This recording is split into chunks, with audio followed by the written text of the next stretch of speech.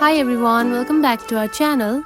In today's video, I'm going to show you how to add black bars on your videos using Clipchamp.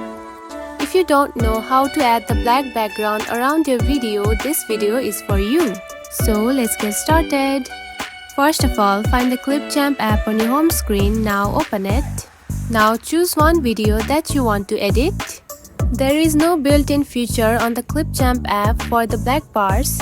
So here is a simple trick. Tap onto the text option right here. Then again tap onto text. Now add the capital I on the text like this. Now adjust the size of the letters to the black bar.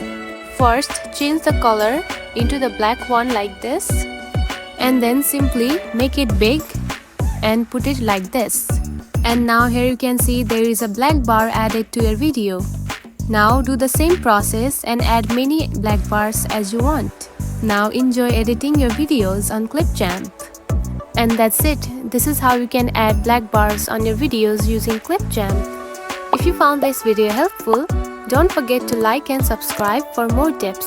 Thanks for watching.